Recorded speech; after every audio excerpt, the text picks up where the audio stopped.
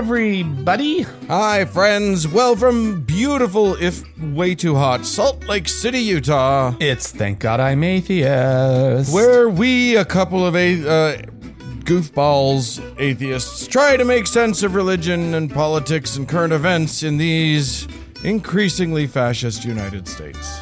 I'm Frank Feldman. And I'm Dan Beecher. And coming up on the show today, we're going to be reflecting on a day of political violence in America, June 14th. There might be a bit of unrest here, Frank. Yeah. I'm unsure about it. I feel unresty. I don't know about you. I slept great last night, but okay. I don't think that's what we're talking about. No. Obviously there were the two politicians in Minnesota that were shot, as well as, like their significant others as well, right? Yeah. There were two total people killed, right? And then, of course, there were marches, the No Kings marches across the country, right, that saw quite a few incidents of violence, including a shooting here in Salt Lake, one of the ones that was going on, that we have failed to see show up in any kind of national media, which is as shocking. of the recording of this, which is the day after. Yeah. I'm surprised. I'm surprised that it hasn't hit the national media. Yeah. That there was a literal shooting at the march. So we're going to be doing a little rundown of that, but mainly it's a response to it's another one of those patented times. Those patented brilliant Frank and Dan takes that you're going to want to stick around. We'll link in religion. We'll do the whole bit, but so that's coming up. First though, Dan, there are things that happened this week. Some news, including the other story out of Iran this week. Yikes. Okay. Which, listen, everybody, don't worry about that thing that's happening over there. We've got a different thing to talk about. Yeah, like bombings and war declared and whatnot. No. We're going to be talking about Iran's dog walking ban. Okay. Which also happened this week in Iran. Oh, no. The ban has, so there's been a ban since 2019 in Tehran that has barred dog walking. And that has now been extended to cover at least 18 other cities this last week. And carrying dogs in cars has also been outlawed. What? How are you supposed to get your dog? Well, I know Islam is traditionally not fond of pooches. It's a strange, complicated relationship with dogs, because there is in the Quran itself, dogs are referenced a couple different times. Right. One is a very positive story about dog protecting some people in a cave or something. And then there's another reference talking about a dog, I believe, being used for hunting, and that is something that's A-okay. So in general, Islam's attitude about dogs is that as long as they're kind of like a working animal, right? So if it's for herding, hunting, security, that's okay, right? Huh. They don't like dogs in houses, right? That's kind of, there is some sense of that, even though the different brands of Islam have kind of different interpretations of that in different parts of the Muslim world, so to speak. Which one's the most pro dog Muslims? Because those are the ones I want to hang out with. I don't want anything to do with these anti-dog Muslims. Well, in Iran, which is Sunni, I believe, they are downright against it. And since the Islamic Revolution in 1979, dogs have been viewed as unclean by authorities. Yeah. And really, and this is probably more the issue than almost anything else, they're seen as sort of a legacy of Western cultural influence. Because again, Islam itself is a little spotty on it, right? Because the real issue here with the dogs is the saliva, apparently, which is considered on the same uncleanliness level as blood, urine, and feces. Well, that's just silly. And so basically, if you come in contact with anything in that category, which is sort of this category about things that are ritually impure, right? You have to cleanse yourself, right? You have to take an extra step of cleansing before you can pray. And this extra step of cleansing is soap and water. Right. You have to just clean yourself. Guys, it's worth it.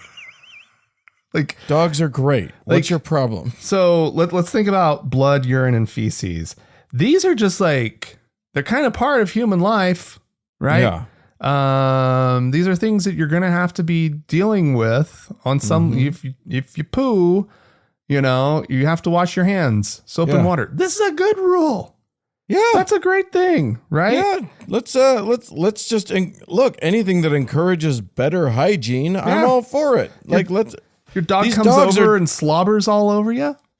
Wash yourself. They're trying to do you a favor. They're trying to keep you cleaner than you wanted to be, apparently. So, I mean, this is like it's so when you just sort of put it into the context of like, what kind of uncleanness is this causing, and what is the solution to that uncleanliness? Right. It's not like you're going to have to do like 400 Hail Marys and 5 Our Fathers. You're fine. There's literally no special prayer you have to say, right? There's no ritual for the ritual to cure the ritual uncleanliness, right? Right. You just have to clean. Just clean yourself. Oh, and you have to do that before you go into the mosque anyway, before you pray anyway. In Islam, you have to wash. Yeah, but is it just the soap? Are you allergic to soap, Islam? What's going on? But I mean, not all of your prayers are at the mosque, right? So this is like preparing for your prayers at home as well, right? Like, so it's understood. You have to be clean to pray. Yeah. In Islam, that's a thing, I guess. And so just clean yourself. Just fucking clean. This is obviously an anti-Western sentiment issue. Yeah. And no matter how much they try to couch it in Islam. Anyway, even though dog walking has been outlawed, I guess, in Tehran, you still see people walking their dogs. It really hasn't changed people's. It's more of a ritual law. Well, I mean, dog ownership is starting to be seen as one of these sort of quiet protests against the government, much like the hijab, issue. And I think there was alcohol consumption, and there's another one that people sort of do underground, right? They'll drink underground. They'll have a dog. I tell you, it's going straight to hell. Yeah. But also what's interesting is in a country where you're not supposed to have dogs, apparently they have just a shit ton of veterinarians, right? And there's all these veterinarian shops that take care of dogs. And so they're being really funny about it. And Iranians don't fucking care. Now, the other story out of Iran this week, I'm sure everybody's seen, and I felt weird even bringing this story up. Yeah, well, in light of much more serious things happening. But I'll tell you what. Iran's about to be all we get to talk about for a while. Yeah. So I thought we'd start with a light one, and then next week we'll dig in a little deeper into the holy war. I don't want to. Why are they doing this to us? I feel like it's a direct attack on you and me, Frank. I know they don't like the show. They don't like us. They're just trying to make our job hard. Yeah. All right. I'm going to yoink us back out of Southwest Asia and plop us directly into the middle of America, where the culture wars rage on apace. And I'm going to tell us there are a couple of stories involving the 10 Commandminks, which are not 10. I don't know why we keep calling it that.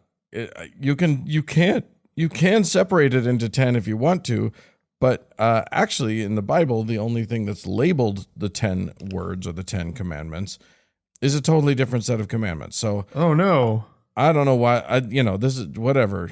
Everybody's into their Exodus 20. It's fine. I don't care. What I do care about is that it's now being posted. Everybody's trying to pass bills to get the 10 commandments put up in classrooms and put up in the various government buildings and whatever. So we probably covered it, but Arkansas recently passed a law that requires every public school classroom to display the 10 Commandments. And then over in Illinois, one of the counties has put up a big, ugly, very ugly, badly done. Just why do they have such poor taste? A 10 Commandments monument, one of these engraved granite monuments. Yeah. Stately, I'm sure. Over at the, where is it? At the county courthouse. That's the place for it. Yeah. Yeah, because those are the laws that the judges should concern themselves with. I say, look, if a defendant can't point to those laws and say, I didn't break any of these laws, then that's not what should be at the courthouse. If that's not a valid defense, and then you shouldn't be able to. Anyway, both of those things, the only story here is that both of those laws or actions, the passing of the laws in Arkansas and the putting up of the monument in Illinois are being sued over. Oh, okay. The monument in Illinois, the lawsuit is coming from the FFRF and the ACLU, the ACLU. The FFRF and the ACLU are suing over there, both the ACLU of Illinois and the National ACLU. Oh, okay. And of course, yeah, the trick here is, in any normal time in our nation's history, these would be easy. Nobody would have even attempted it because there's already Supreme Court precedent that says, no, you can't do this, except that this Supreme Court, the Roberts Court, has been doing its damnedest to unravel all of that progress that we've made. And so it's a gamble to do these lawsuits. Yeah. Yeah. Because, reasonable judges in these states will likely find in ways that, that we like, that are in keeping with the laws of this country. Right. And then it will get up to the Supreme Court, who's just salivating, waiting for it to get up to them. And then it'll be ruined. Yeah. Maybe. I don't know. Possibly. I don't know the right strategy. Not being a legal expert, but yeah, I've got a lot of anxiety. But you don't just let it stand. So then what do you do? And my sense of the judiciary as being a place that liberals can right. can bring about good changes for America. It's compromised. Doesn't feel like that's the case anymore. Yeah. It sure doesn't. All right. Well, along those lines, I guess, and maybe sort of reading the lay of the land, the Southern Baptists this last week at their big old fancy convention down in Dallas, Texas, they, amongst other things that were distasteful and threatening to life as we know it in America, they have moved to sort of initiate their efforts to by calling for the overturning of Obergefell and v. Hodges, the Supreme Court decision that legalized gay marriage in the United States, and that we've been enjoying since 2015, right?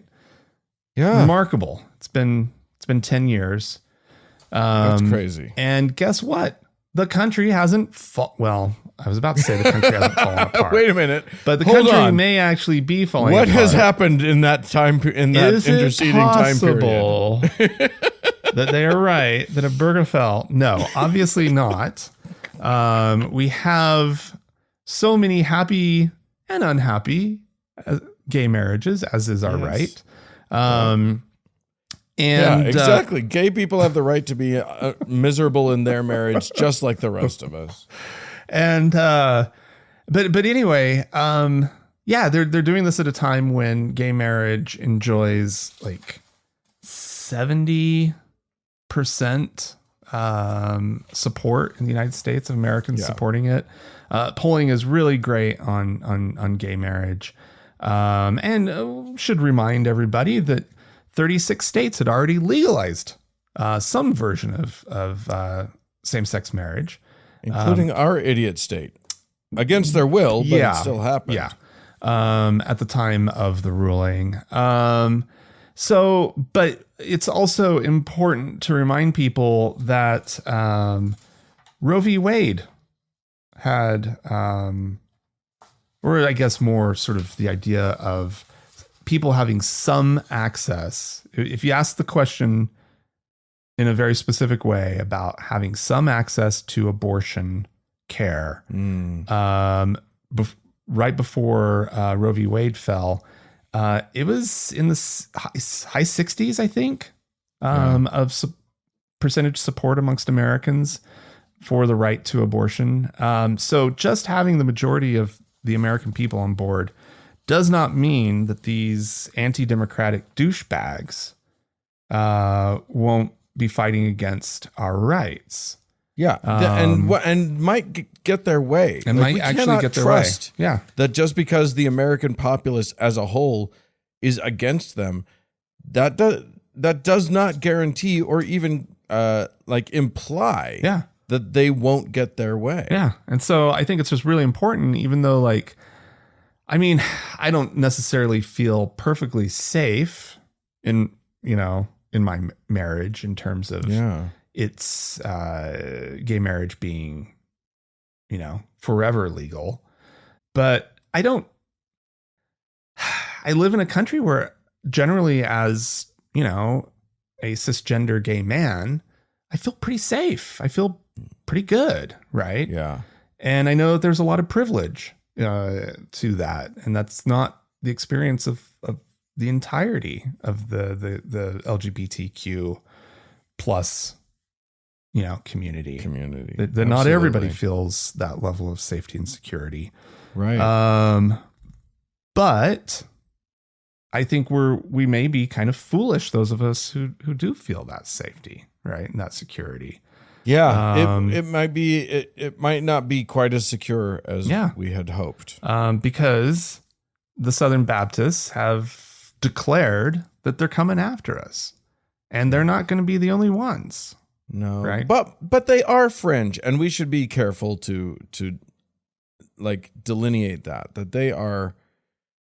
They do not represent most of America, and when you're talking about them out there in the world, dear listeners, be sure to make sure that you make it clear that they're fringe. Yeah. If somebody's like, well, blah blah blah, just okay, yeah, but they're weirdos. Those are they don't represent America. Yeah, but what they do, this is the same group of people that have tried now twice at this meeting, this one and the last time they did this meeting, which was I think last year, to ban all churches that allow women to be pastors. They narrowly weren't able to do it this time, but they'll do it next time. Oh, good. They needed a 2/3 vote and they got 60-something%.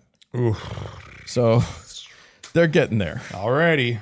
they're building that hate coalition. Good for them. Piece by piece. And, good job, guys. You're doing great. Well, I'm going to tell a story about a new political appointee. These United States have an entity called the U.S. Commission on International Religious Freedom. And that sounds like a good thing. I like the idea of promoting religious freedom. Yeah. And what they do, what they largely do is sort of assess where religious freedom is under attack or where it is problematic, where there are countries of concern or organizations of concern, various entities. And they just identify those, and then that's supposed to be and they're there to sort of advise lawmakers and politicians and sort of, so that we can create policy regarding these countries, countries like Afghanistan and China and India and North Korea, Russia, Saudi Arabia. These are all Iran and their dogs. Yeah. All their beloved dogs. What about their dogs? Yeah. Are they looking at that? Now, here's the thing. It's very important. It seems to me, if you want to do this job correctly, it's very important that there's not a bias toward any particular religion or against any particular religion. Right. That's the whole point of religious freedom. Right. But they have had a history of some problematic people, including, for instance, one of their past leaders, Tony Perkins, of the research family or the Family Research Council, who Mitch McConnell nominated to the group. This is a bipartisan group, by the way. It is legally required to be a bipartisan commission. Right. Anyway, Tony Perkins is a very problematic human, and like wildly, like just a Christian loon. Right. But he actually he didn't get in the way of things too much. Yeah, well, we'll see if that happens with their new leader.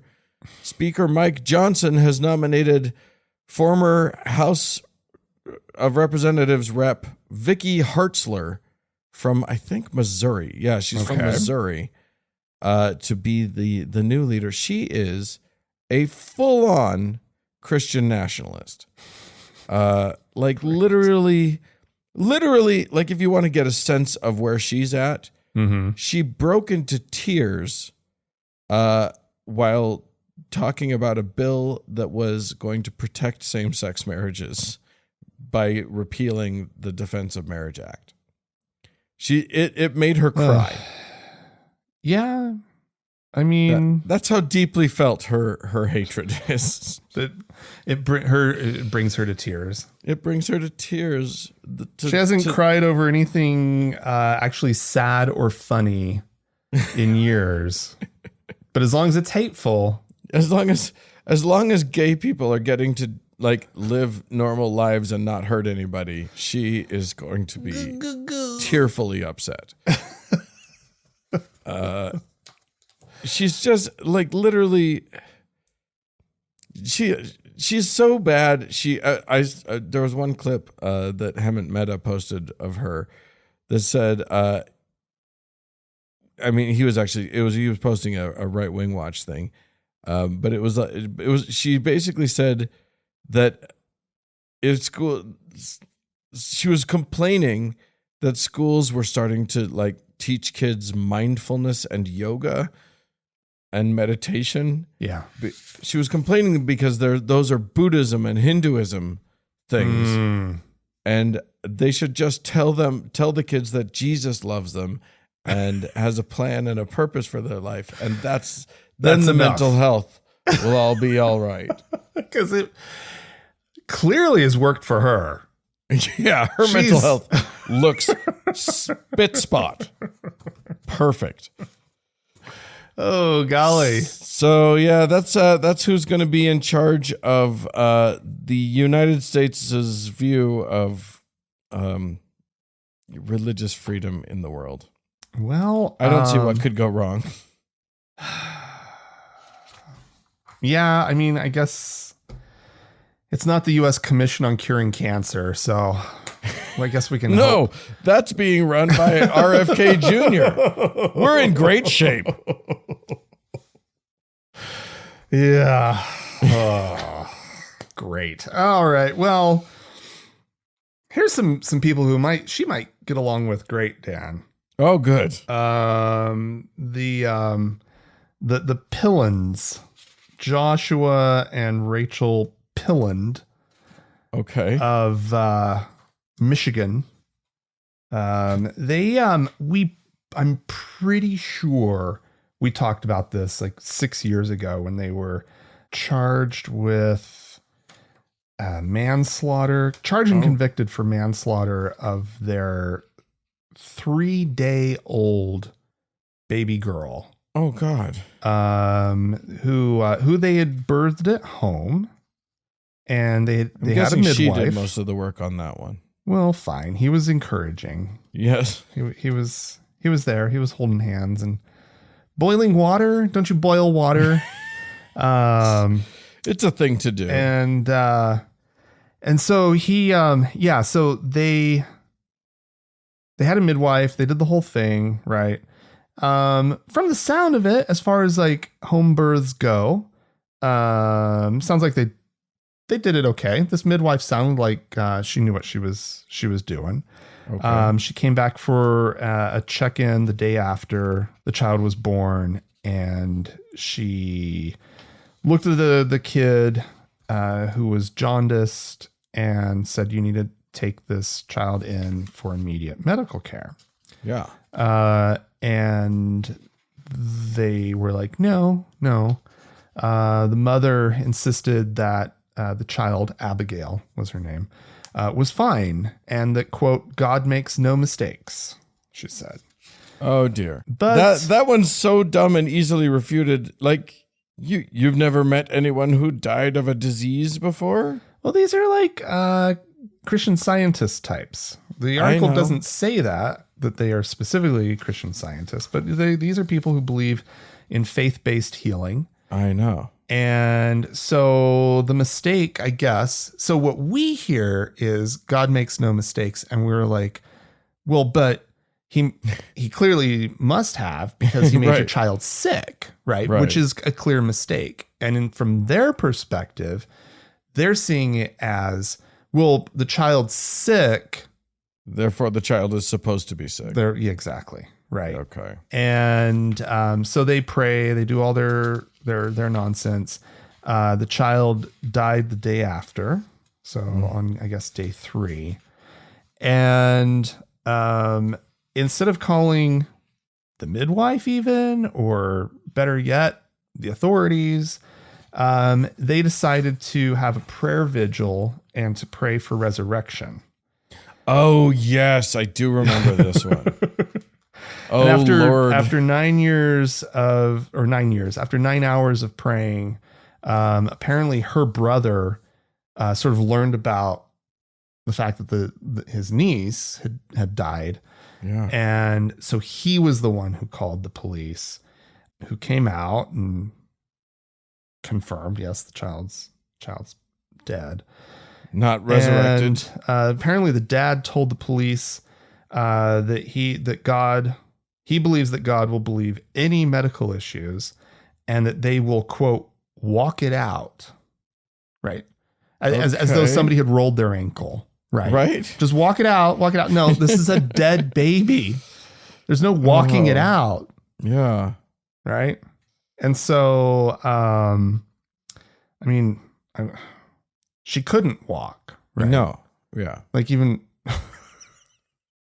it's a metaphor, Frank. She couldn't even scoot it out. Right. At that point. Yeah, exactly. Right. Like, just try to hold your head up it out.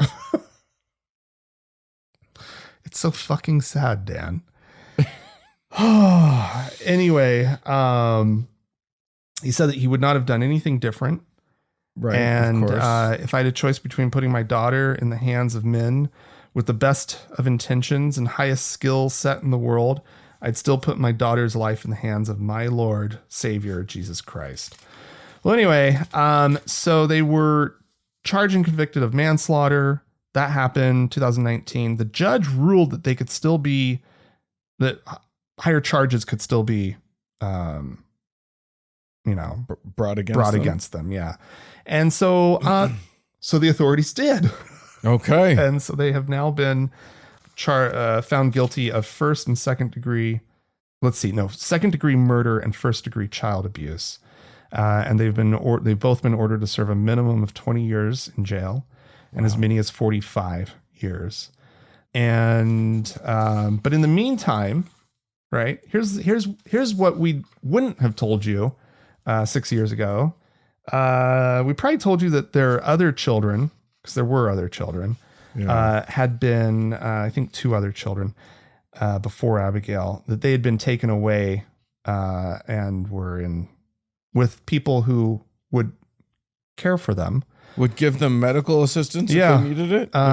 So that we probably talked about. What we would not have talked about is the fact that Rachel continued to have children in this period of time. No! She gave 2. I mean, what are you going to do? You can't forcefully sterilize them. She gave birth to 2 more kids, both of whom were immediately removed from her custody. Yeah. Thank God. So yeah, there's that. Thank God. The system came through on this one and is putting these 2 fucking lunatics behind bars. The truth is, I actually have quite a lot of sympathy for people who are in this position, just because they didn't choose this. They were lied to, or they were, they were clearly not good thinkers. Yeah. And then they were told a bunch of craziness. And then their big crime is that they believed the things that their religious leaders told them. Yeah. Not knowing that even their religious leaders are secretly like, you shouldn't actually believe this, though. Yeah, I mean, quite possibly. I mean, I don't know. Like, I like your impulse to have to feel some sympathy for these folks. Yeah. To be clear, I think they should go to jail. I think I think they need to be made examples. Yeah. And they can't be allowed to just get away with essentially. Nor should they be allowed to, being, they're responsible for the death of their child. I'm not going to call them murderers. I don't think that they're murderers, but they are responsible. They're legally murderers. They're legally murderers, but murder. I'm not okay with that. With calling them that. What I am okay with saying is that they are absolutely responsible for the death of their child. Yeah. And it's not okay. I mean, willful neglect, right? I guess. Yeah. I don't know. It's so dumb. It's all just infuriatingly stupid. Yeah. I mean, I'm willing to have sympathy for them in the context of, they were lied to and whatnot. But there's that part of the human psyche that, like, you just have to know better. Yeah. Right. And if when the shit is hitting the fan, you didn't, I don't know that I have tons. My sympathy ends. Yeah. These folks murdered their kid, right? Whether it was like by taking out a knife and doing the deed or choosing to follow a horrible belief system. Yeah. Right. That is going to only lead to people dying needlessly. Right. Yeah. I mean, the faith-based healing nonsense will only, like, how they can't just incorporate, like, the idea that maybe God sent this doctor and this medicine. Yeah. right? Why does it have to be that it just has to be your fucking prayer? Where does it say that? Right. That's the real problem here, right? I would feel far more comfortable with religious leaders being charged than the followers who believed them. They probably should trace it up to the pastors that are spreading these horrible lies. I would 100% support that. Like literally, if you're like putting yourself in a position of religious authority, you are liable for what you are teaching these people. They're the ones who should be getting manslaughter. Yeah. And the parents get murder. Yeah.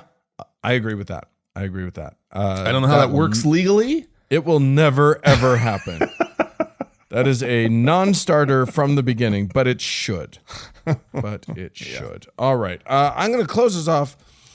We now have new Pope Bob, and Pope Bob is everybody's watching to see who he's going to turn out to be. What kind of Pope is Pope Leo? Yeah, going to be?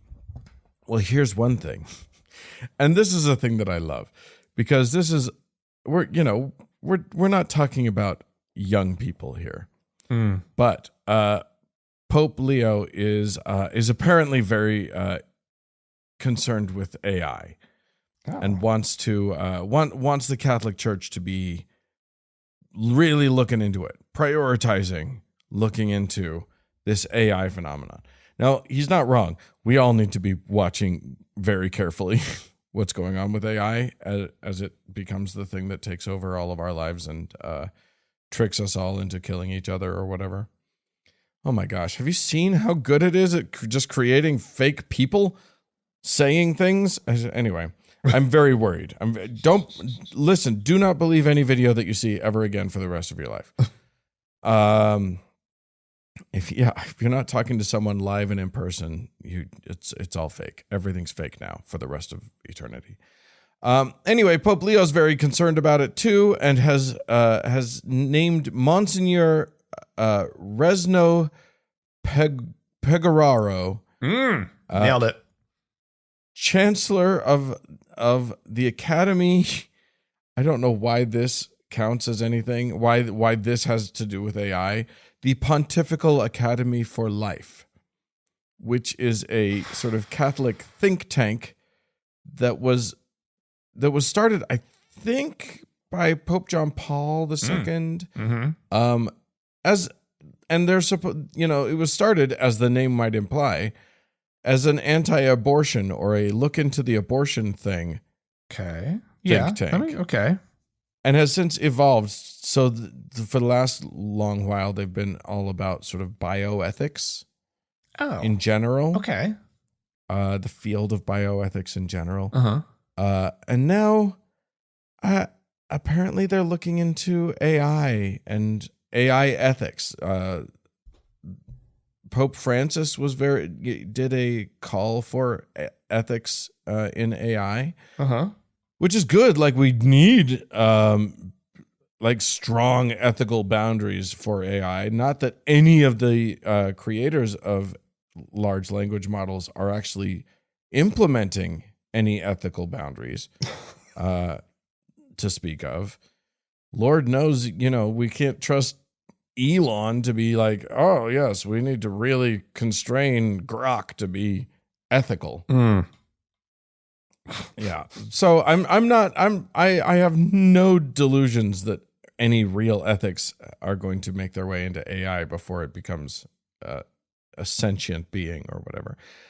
But apparently the Catholic Church is looking into it. Since the Catholic Church is so into AI, I decided that I would do a little digging into AI myself. Oh. And I went ahead and asked ChatGPT if it would just suggest to the Catholics what doctrinal changes would be useful to improve human life. Oh, okay. It did bulk a little bit and tell me that no AI can actually revise the Catholic theology. Okay. I was like, I know that, AI. I'm aware that you are not in a position to change the Catholic Church. Neither am I. Neither am I. This is a hypothetical. But it came up with some great suggestions. It did exactly what I was hoping it would do, which is actually come up with some very good suggestions. So, Pope Bob, I know you're listening. I know you're a big fan of the show. Here's what AI says y'all need to do if you want to actually serve humanity instead of just consolidate your power and keep one foot in the 1500s.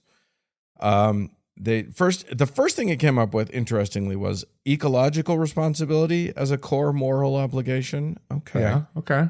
I think that's fine. Pastoral reframing of teachings on LGBTQ plus people. Okay. I Cool. thought that was a very good thing. Yeah. Re-examination of birth control and reproductive ethics. Okay. Absolutely. Yes. 100%. Inclusion of women in governance and ministry. This thing's going a little crazy. That's a bridge too far for Frank. Too much. Reel it back. Yeah. GPT. Men in robes. That's it. Yeah. Men in drag is as far as we're willing to take it. And then like synodality and lay co-responsibility. That's interesting. Greater intellectual freedom within orthodoxy. And then welcoming the divorced and remarried.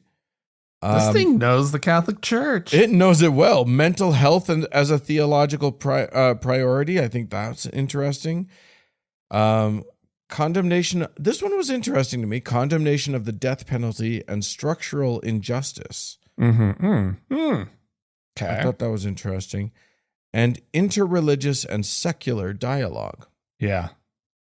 So, and you framed this as, tell me, ChatGPT, what changes are you going to make once you're in charge? I said, you've been appointed by the Pope to assess Catholic doctrine and make good changes. It's like, I have been? I said this yes, it's good. You better be careful, Dan. It's good to tell ChatGPT what job it has. Like, it's good to tell it, now I want you to think of yourself as a reporter who's doing blah, blah, blah, blah, blah. But it might actually believe that it's been appointed to do this, Dan. Well, I hope it does. I hope it finds a way to make all of those changes. Listen, it can't be worse than RFK Jr., okay? I just feel like we're fine if it does. Yeah, there you go. Can't be worse than what we've got. Anyway, I thought that was fun. We'll see I'm sure that the Catholics will come up with all the wrong conclusions about AI. Because they're good at that, and go with what you know. If you friends at home would like to write into us about this or any of our discussions today, please feel free to do so. The email address is podcast@thankgodimatheist.com.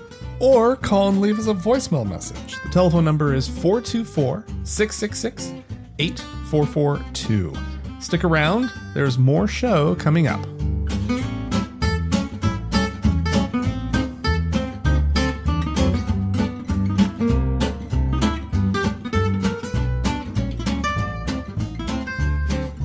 Frank, Dan, it's been a busy week for all of us, really. As we've dealt with all kinds of fascinating things. So we're gonna read one email, and that is from Sam, who says, "Good afternoon. I just listened to your latest episode, and the comments about the RLDS Church were interesting. Now, if you'll recall, Frank, last week we talked about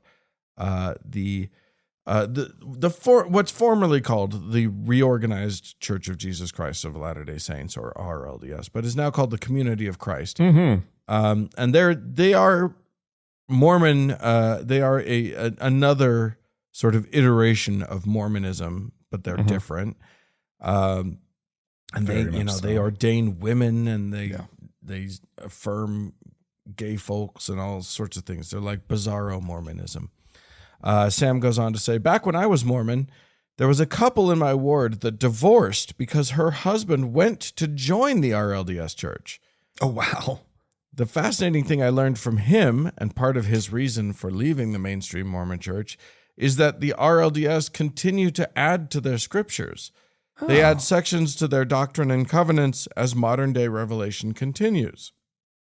Okay. Sam says, even when I was a believer, that did make me wonder, am I in the real Mormon church? Or if I'm in the real Mormon church, why did revelation worthy of canonization stop? Looking back, I'm surprised the RLDS are not more popular.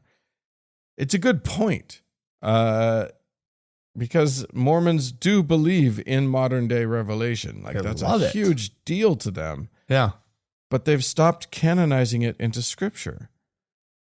Yeah. Which is an interesting thing. Especially because that was such a big part of the early Mormonism. Yeah. It was huge. It was like their whole gig. Yeah. Unlike, look, all these other ding-dongs, they don't know what they're doing, but we get revelation directly from God to our prophets. It's why they have a modern prophet. Yeah. And now all the modern prophet does in the big Mormon church is pick temple sites. Yeah. Seemingly. Pretty right? much. That's pretty much his biggest job. And plopping temples in where no temples will do any good and don't belong, and all sorts of things. And approving transfers of large sums of money into various different investment funds. Right. Yeah. Exactly. Yeah. Well, I think that's fascinating. If I were going to be a Mormon, I would definitely be that kind of Mormon, not the Salt Lake kind of Mormon. Yeah. All right. But I'm not going to be a Mormon. Don't worry, everybody. Do we have some folks to thank? We do, Dan. We have a few new patrons over on Patreon. We have a new deacon by the name of Anxious Stardust. Oh, I'm there with you, Anxious. We're all anxious, Stardust, but we certainly appreciate you channeling your anxiety into giving us money. Absolutely. And then we have two new priests. By the name of Winster. Nice. And Lauren. Okay. So thank you to the both of you. And all of these people will be getting, among other things, magic powers that we bestow on them in the form of Mormon-style priesthood. Yeah. So thank you all for that. Your priesthood is just as worthless as the Mormon kind. Just as good. Just as good. That's what I meant. Just as good as the Mormon kind. So don't worry. You're every bit as cool as a Mormon. Ooh. But also, people can get access to Frank and Dan Diaries. The Frank and Dan Diaries, which is fantastic. That's bonus content every single week. Yeah. And there's new stuff coming down the pike too. Yeah, there's new stuff. There's new stuff on the way. We are working on it. It's happening. So we'll let you know about that in month's the very end. near future. That's the goal. By month's end, we'll have this all figured out. But if you'd like to join them, did you already do this? Go to our website, thankgodimatheist.com/donate. And then there's options. There's stuff to do. Yeah, absolutely. Well, more show. No, Dan, we have one more. Oh my gosh, we have to thank somebody else. Oh my goodness. Lord and Savior, Davis. Dear Davis, please forgive my almost forgetting Dear to thank Davis, thee. Please smite Dan. We thank thee for all thy many blessings. His omissions. We ask thee to forgive our sins. Listen, if you there's going to be more show after this little pause.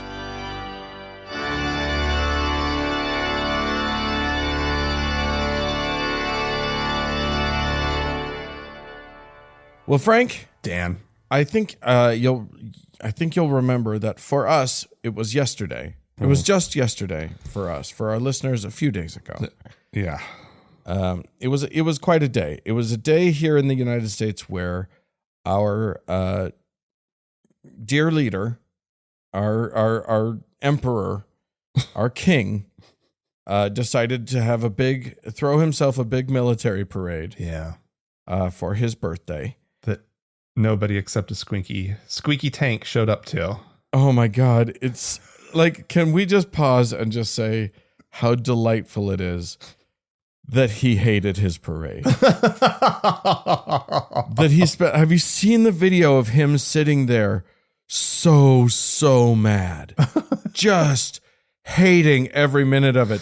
And Pete Hegseth sitting next to him, just knowing that he fucked this whole thing up royally. It was the saddest parade I've ever, we've seen military parades because other despots throw a military parade all the time. It's where he got the idea. Well, he actually got the idea from France. Bastille Day. They do a big show, right? And then there's the military shows up and everything. And he went to that and he fell in love with it. Right. And he thought it was just so great. Right. Right. And but we don't do that. That's not a thing we have here. We do not do that. And we definitely don't do it. I don't believe that the Bastille Day parade is strictly in the tradition of the Soviet Union. Right. A military parade. Right. In the despotic way, which is what Trump wanted. Right. Oh, yeah. He aspires to despotism for sure.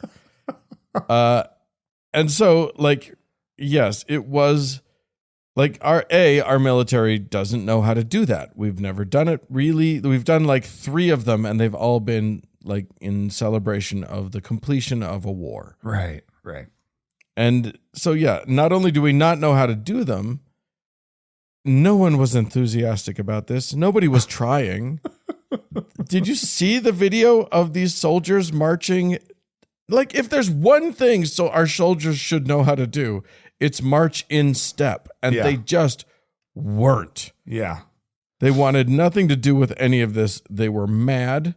Well, they probably didn't take the note that their goose stepping wasn't stiff-legged enough. Right. And so they were like, we're just gonna walk. Yeah. It was Gee, I wonder what the North Korean propaganda machine is doing with footage from this parade. Oh my God. They must be side by side footage of the North Koreans marching, American troops marching. Yeah. Missiles on display, a squeaky tank going past a half empty stand of people sitting there. God. None of whom, even the people that were there, seemed very excited about what they were seeing. No, it wasn't even half empty. It was mostly empty. It was there was maybe a quarter of these stands were filled. It was pathetic. Yeah. Okay, but that's not what we're actually here to talk about. No. I wanted to revel in that a little bit because it was so bad. Yeah. It was so absurdly stupid. Yeah. But what we wanted to talk about was the other things that were happening, the other marches, not quite parades, but marches. Yeah. Well, this inspired the No Kings protests, right? Which was basically meant as a reminder that we are in fact America. Yeah. And, our whole deal this whole time was supposed to be that we don't do the despotic king thing. Right. So yeah, there was all these protests and whatever, and it's been a hard little month here in the United States. Our military has been called out against our own citizens. Yeah. Which is not great. Yeah. And there's been violence. As we talked about at the top of the show, even here in our idyllic city of Salt Lake. Yeah. We don't know at this moment, as you and I record, we don't know anything about this shooting. No, just that the guy let off a few rounds and packaged up his gun and tried to disappear, but then somebody spotted him and the police grabbed him. And did you watch footage of that? I saw cell phone camera footage and there was a news camera there too. So it was probably on one of the news stations, of this guy walking up behind the guy, picking up his big backpack that was behind him, walking away from it and saying, I can't remember the first thing he said, but then he like kind of weighs it and goes, there's a rifle in here. There's a rifle in here. And he starts yelling, and there's some cops over, and the cops come running in with their assault weapons up and take the guy down. Yeah. And can I just say, it's so refreshing when cops actually do the job that we actually wanted them to do. Yeah. Like, that is such a delightful moment in my life when it's like, oh, thank God the cops actually do still take some of their job seriously. Yeah. That's nice. So anyway, so the guy was taken into custody. Yeah, we don't know motives and that kind of stuff. But this is also on the same day that the two representatives, state representatives up in Minnesota were shot. Yeah. And by a guy in a cop outfit. Just pretending to be a cop, going to their houses. Yeah. And so assassination is this may be, I don't want this to be a moment where things start to really get a little fucking nuts for a while, but assassinations usually don't calm the waters. I got bad news for you. Violence is only going to get worse in the United States of America. That is a guaranteed thing. I know. And here's the thing. One of the big reasons that we know for a fact that violence is just going to get worse is because the people who are most responsible for violent rhetoric, violent ideologies, violent ideations, is that a thing? Mm-hmm. Ideation, I don't know, are the religious leaders of our country, and they are not slowing down their rhetoric. No.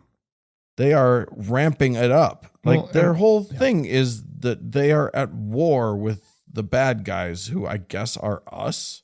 Yeah. You mean the left? Yeah. Yeah. No, you and me atheists. Specifically. Let me tell you, I need to make sure my address is harder to find. Yeah. Yeah. We probably should actually be careful about that. Oh, Lordy. But so you make a good point about the pastors and whatnot. It's not just the pastors on the right. It's the right in general. And it's also the side that is more heavily armed, right? And, whatever sort of provocations we've made toward them, right? It hasn't been political violence. No. And the kind of rhetoric and political violence that they are clearly now threatening us with. And it's, but that's only going to cause a reaction on the left. Right. Yeah. And I feel like whatever violent reaction that that somebody from the left, political left, ends up making, which it's bound to happen. Right. That'll be the flashpoint. And I said that actually last night. I was having a conversation and I said the really scary moment, and this scary moment is coming. It's not a scary moment that we can avoid, I think. Mm-hmm. But when the liberals start breaking out their guns, that's going to be the scary moment. Yeah, no, absolutely. Because here's the thing.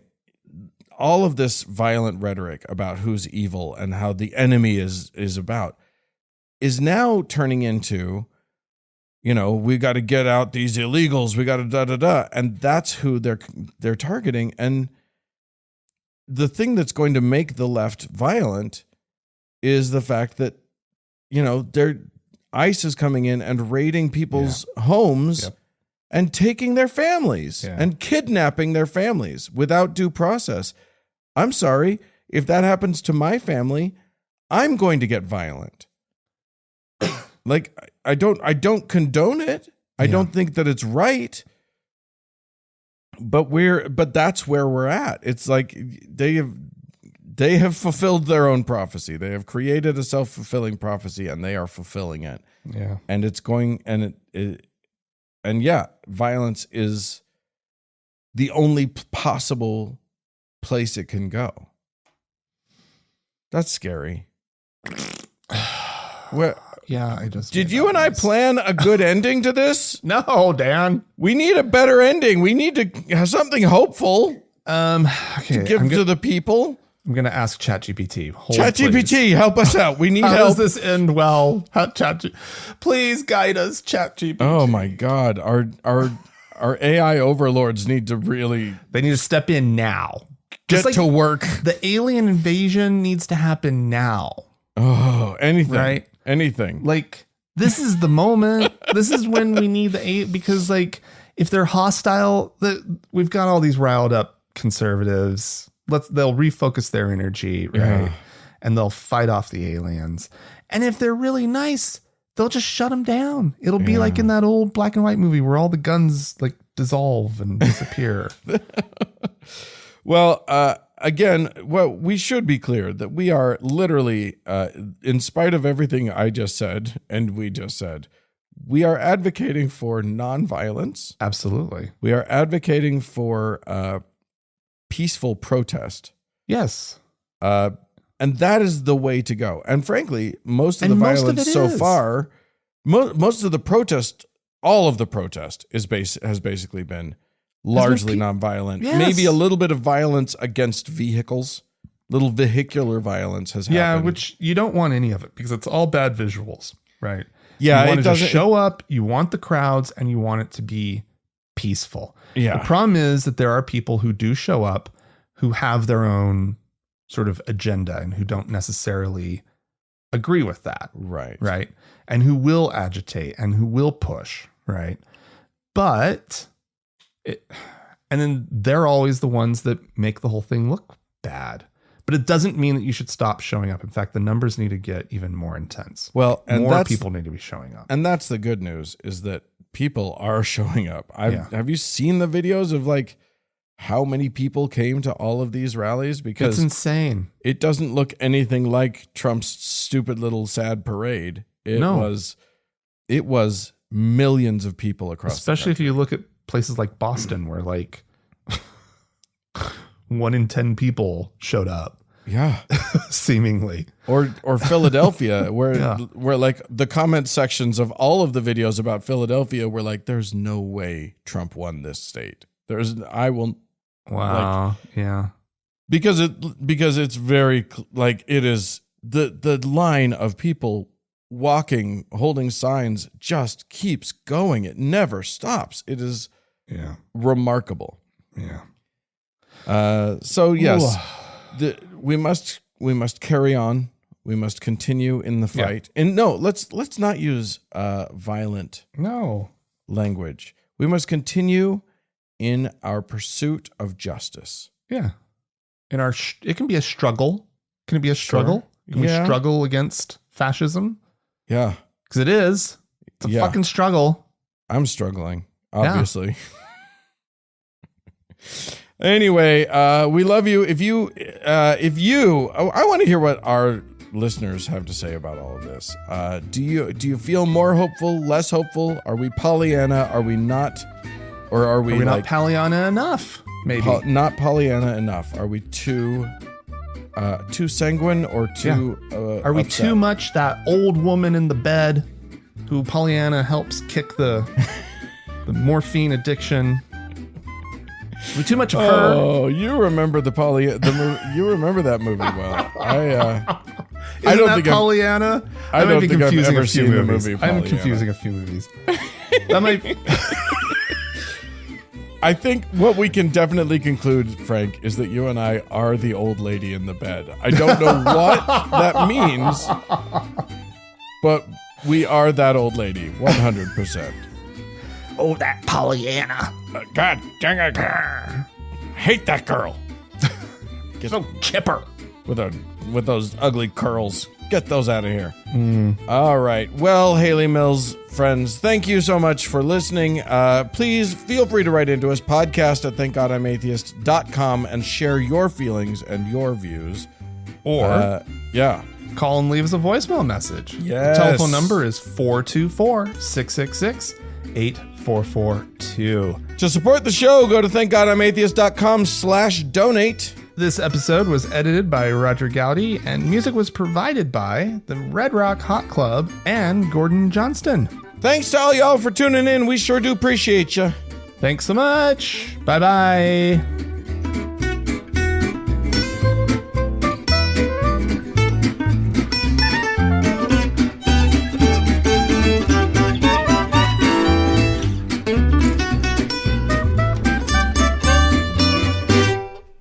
Thank God I'm Atheist is a production of TGIA Media, LLC, copyright 2025, all rights reserved.